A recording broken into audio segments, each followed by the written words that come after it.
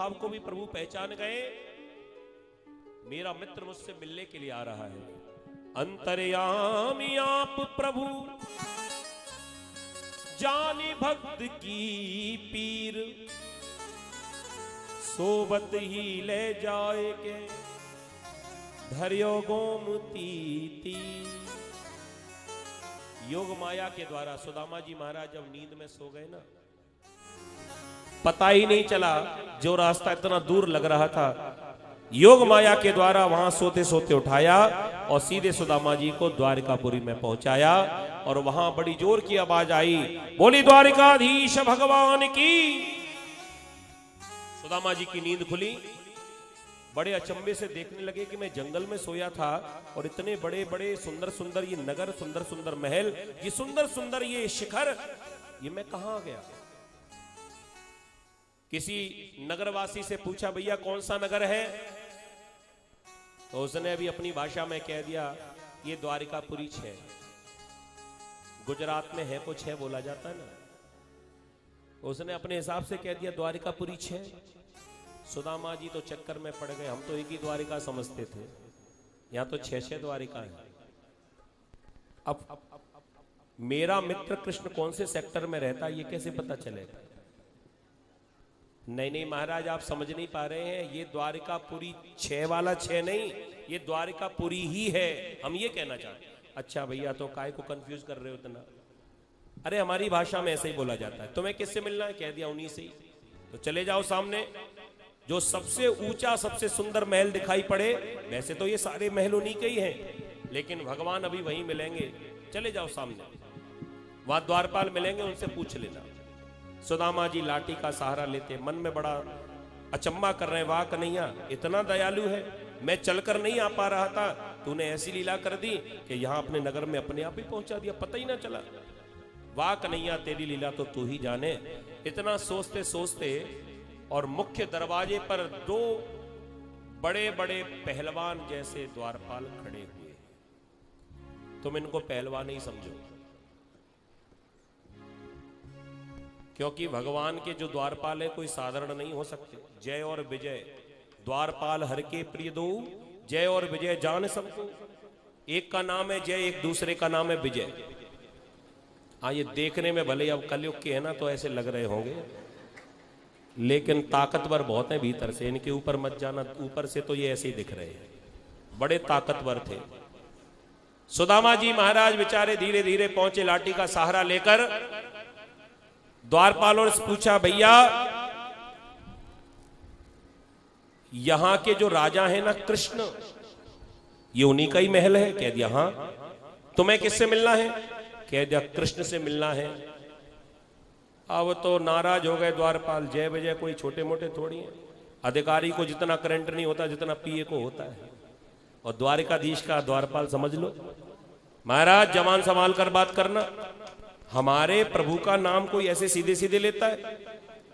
तो भैया क्या नाम है? नाम तो यही है, लेकिन उपाधियां बहुत सारी हैं, तो पूरा सम्मान के सहित नाम लिया जाए। पूरा नाम कौन सा है? द्वारपाल ने कह दिया हम बोल रहे हैं, आप याद कर लेना। बताओ भैया। तो द्वारपाल बताने लगा, श्री श्री 1008 राजाधिराज श्री द्वारकाधीश प्रातस्मरणीय श्री कृष्णचंद्र महाराज। सुदामा जी ने माथा ठोका, 2 महीना तो नाम ही याद करने में लगेंगे। इतना लंबा चौड़ा नाम, जब हमारे साथ में पढ़ता था तब एक छोटा सा नाम था कृष्ण, और कृष्ण भी कोई नहीं कहता था, सब कनुआ कनुआ कहते थे। भैया ये आगे पीछे के श्री श्री अब लग गए होंगे। चलो कोई बात नहीं, आपके श्री श्री महाराज कहां मिलेंगे? कह दिया भीतर है। क्या काम है उनसे? कह दिया जाओ उनसे कह दो उनके मित्र आए मिलने के लिए। अब तो द्वारपाल हंसने लगे, देख लो मित्र को चित्र, तन पे नहीं है लत्ता, चल दिए कलकत्ता। क्यों महाराज? आपको कुछ दान दक्षिणा लेनी हो तो हमें बता दो, हम ही दे देंगे आपको। छोटी सी दक्षिणा के लिए हमारे भगवान को काहे को परेशान करते हो? सुदामा जी ने कहा तो भैया तुम सुन लो, ये अकेले हमारे मित्र ही नहीं है, हमारे रिश्तेदार भी हैं।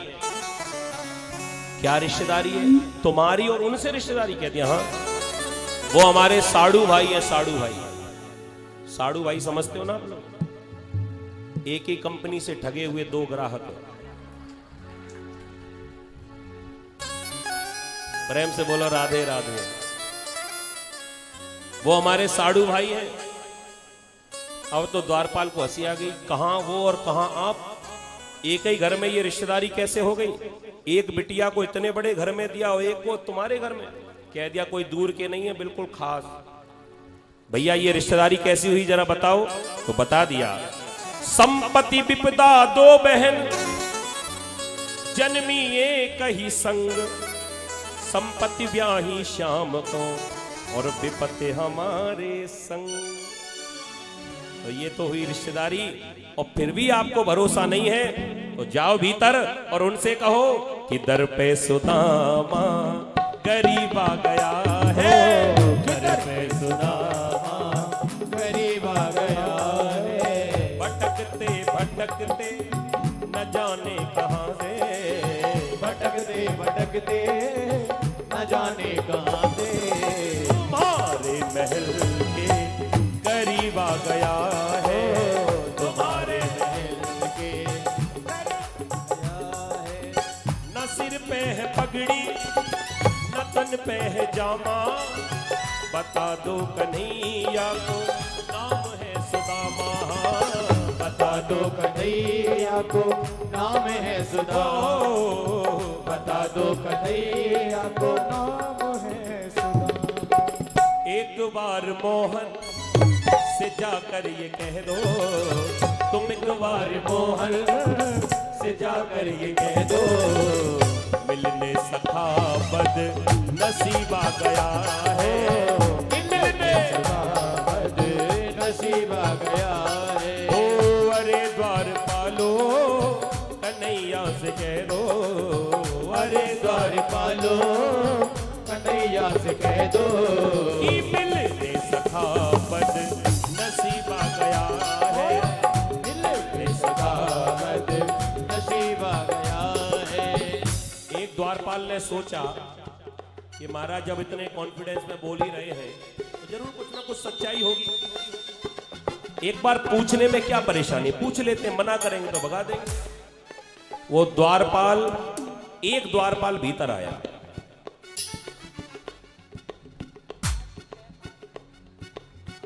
भगवान के सामने हाथ जोड़कर कहा द्वारकाधीश की जय हो।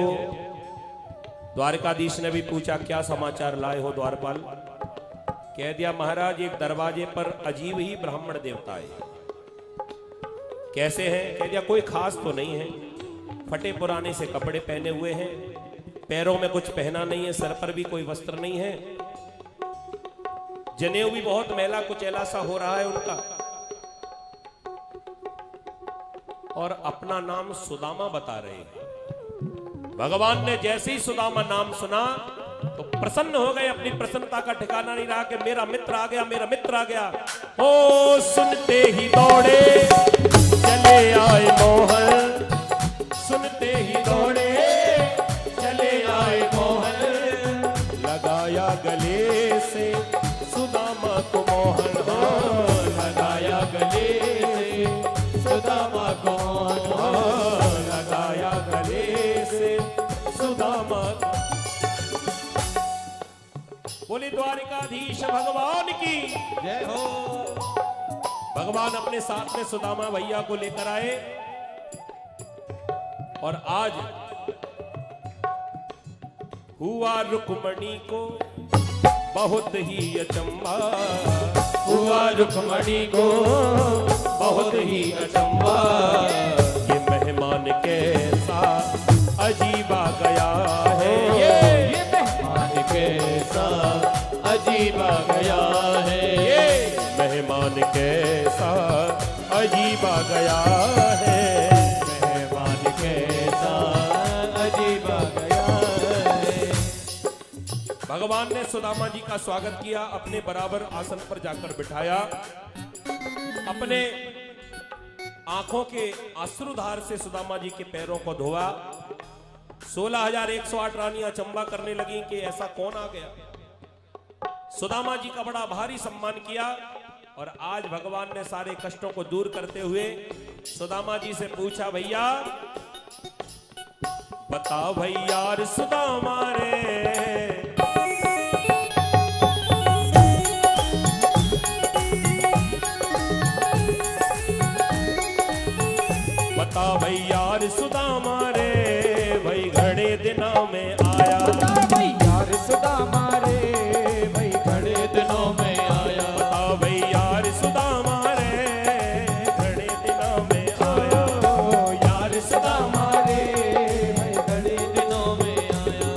बालक थारे जब आया करता, बालक थारे जब आया करता, खूब खेल के जाया करता, खूब खेल के जाया करता। हुई के तकरार सुदामा रे भाई घड़े दिनों में आया, यार सुदामा रे भाई घड़े दिनों में आया। हाँ भाई यार सुदामा रे भाई घड़े दिनों में आया।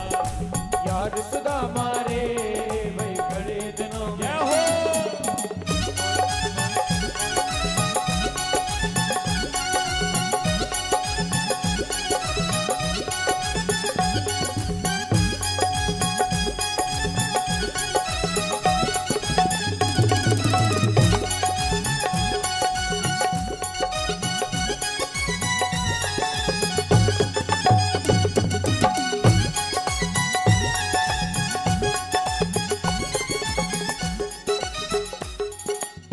माताओं से निवेदन है बैठ जाए, अच्छी अच्छी माताएं बैठ जाएंगी, बुरी बुरी खड़ी रहेंगी। कचू कचू बुरी बुरी दिख रही है हमें, केवल हम ही बुरे हैं, बाकी तो सब अच्छे हैं जो टोकते रहते हैं। बैठ जाओ सब। माताओं से निवेदन है केवल 15 मिनट और रुक जाइए, 15 मिनट बस। और कल से यहां पर किसी को नहीं बिठाएंगे, तुम्हारी कसम। आज बैठ जाओ बस। आप सहयोग करिए, ये कथा हम पूरी कर रहे हैं।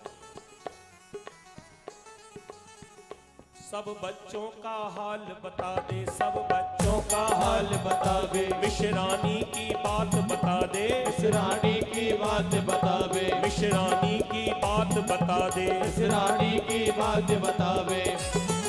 गया क्यों हार सुदामा रे भाई घड़े दिना में आया, यार सुदामा रे भाई घड़े दिना में। बता भाई यार सुदामा रे भाई घड़े दिना में आया। यार सुदामा रे भाई घड़े दिनों में आया। बराबर में अपने सुदामा बिठाए, चरण वासुओं से शाम ने धुलाए। हाँ चरण आंसुओं से शाम ने धुलाए, ओ चरण आंसुओं से शाम ने धुलाए। न घबराओ प्यारे जरा भी सुदामा, न घबराओ प्यारे जरा भी सुदामा। खुशी का समा तेरे करीब आ गया है, खुशी का समा तेरे करीब आ गया है। खुशी का समा तेरे करीब आ गया है। खुशी का समा तेरे करीब आ गया, करीब आ गया है, करीब आ गया, करीब आ गया है, करीब आ गया। करीब आ गया है। बोलिए द्वारिकाधीश भगवान की। सुदामा जी महाराज का भव्य स्वागत किया, अपने नेत्रों के जल से सुदामा जी के चरणों का प्रक्षालन किया, प्रणाम किया। सुदामा जी महाराज संकोच में पड़ गए, इतना बड़ा राजा मुझे प्रणाम कर रहा है। भगवान ने कह दिया बातें मत बनाओ दादा, ये बताओ भाभी ने कछु दियो है कि ना भेंट के ताई, वो हमारी भेंट हमें दो। सुदामा जी को लगा वाह, इसे कैसे पता चला कि कुछ दिया है। कह दिया कछु ना दियो तेरी भाभी ने। अरे नाम तो बता दे अपनी घरवारी को, का नाम है मेरी भाभी को? कह दिया सुशीला। हाँ तो सुशीला भाभी ने कहा दियो है। सुदामा जी संकोच में पड़ गए, इतनी सारी भीड़। पहले तो सुदामा जी यही कहने लगे कि ये बता लाला, ये सबरी बातें बाद में करियो, ये आस पड़ोस में इन्हें कैसे पता चल गई? ये सब के सब पूरो नगर मुझे देखवे के ताई आए गए। भगवान ने कहा ये पड़ोस की ना है, ये सब घर की हैं, ये सब मेरी घरवालियां हैं, और ये सब तेरी तुम्हारी बहुएं हैं, रानी हैं यहाँ की। सुदामा जी ने बड़ा अचंबा किया, इतनी सारी? कह दिया ये तो आधी भी नहीं, आधी तैयार हो रही हैं, वो भी आ रही हैं।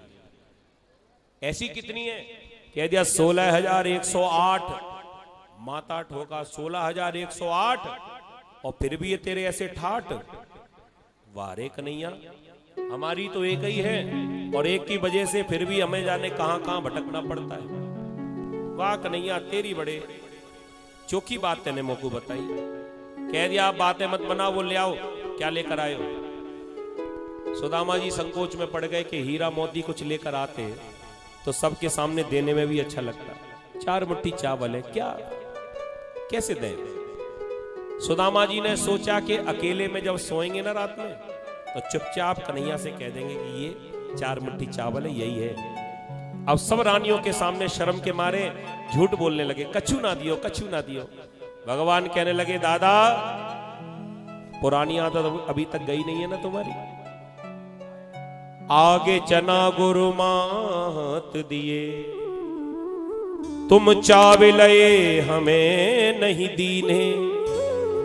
पाछिली बाणी अजहुना तजी, तुम तैसे ही भावी के तंडुल कीने। बचपन में जो गुरु माता के चना अकेले ही चबा गए थे, मेरे हिस्से के भी खा गए थे, मुझे नहीं दिए, अकेले अकेले खा लिए, तो उसका परिणाम ये हुआ कि जीवन भर आपको दरिद्रता भोगनी पड़ी। समझ लिया आपने। दूसरे के हिस्से को खाओगे तो थोड़ी देर के लिए तो हमें लगा कि थोड़ा प्रॉफिट हो गया हमको, लेकिन जिंदगी भर हमको दरिद्रता भोगनी पड़ेगी। ये सुदामा जी की कथा दुनिया वालों को सिखाती, यही शिक्षा देती है। सुदामा जी ने ये गलती कर दी, भगवान ने कह दिया उसका परिणाम आज तक भोगते आए हो, और आज मेरे हिस्से के जो 4 मुट्ठी चावल छुपाए बैठे